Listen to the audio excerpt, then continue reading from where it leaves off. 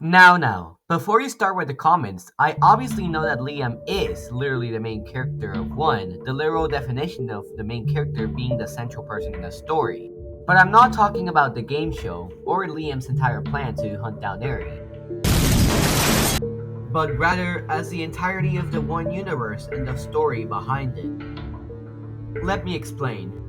When Stone first arrived, he described how he knows what will happen to the entire universe, as well as has and is, almost as if he's played this game before. And before Stone's elimination, we can see him quickly writing on the notes as if his life depended on it, before throwing them into the air and showing us the message we all know and love of our votes being fake. Another occurrence happening a little earlier when Stone wanted to give directions to Liam. It's as he knows something that we don't. Obviously, as he explained earlier, his knowledge, and wanting things to go in a specific order. The fact that Stone was going by specific routes of things, such as excluding Senti or winning challenges for her, or even bringing Texie into this whole mess, all leading to different outcomes throughout the series.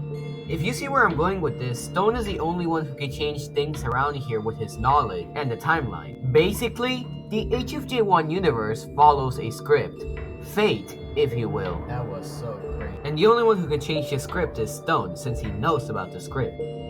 Let's put it this way. Here we have a small timeline of how things are meant to be. When Stone alters it, it creates a new timeline that is to be followed. Stone can alter it as much times as he wants to get the desired result.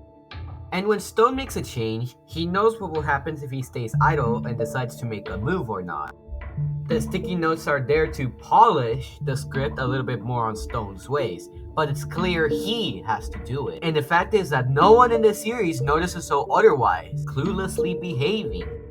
They just follow along through the timeline, unaware of Stone's doing. And it's not like he was necessarily helping Liam either, just getting him in a tough situation. And I say that necessarily. However, one may argue, well, what about Abstracti? Well, Abstracti just seems to be aware of the people and surroundings around it, reading people like a book and replicating it. And if that's the case, couldn't Abstracti just read Stone and then be fully aware of the situation? Well, you're right. So maybe he can control the timeline as well?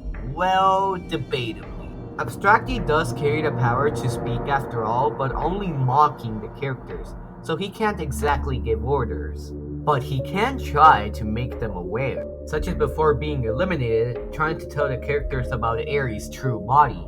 But we never actually get to know if they know deeply about the timeline, but we do know they're at least aware of their surroundings. But Stone here is upfront about it, specifically the future.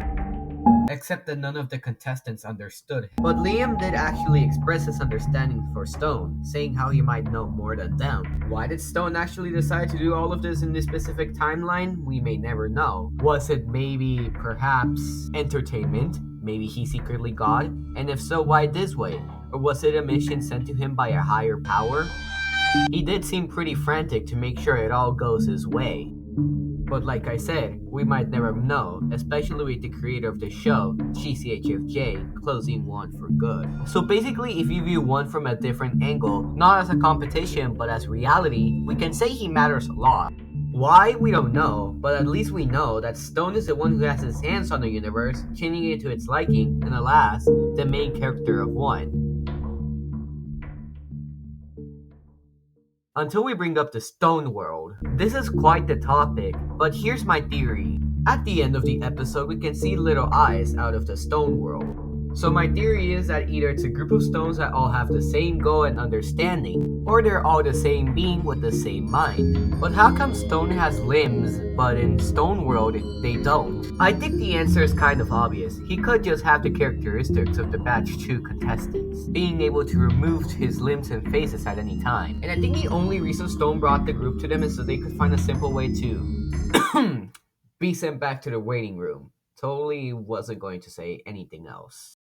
And so yeah, pretty much, this was quite the analysis I did on such a mineral. Maybe I could have gotten some things wrong. Regardless, that was my theory on Stone from hfjONE. Just a shower thought. Now, please do comment if I missed anything. I would greatly appreciate it. And I'll see y'all next time.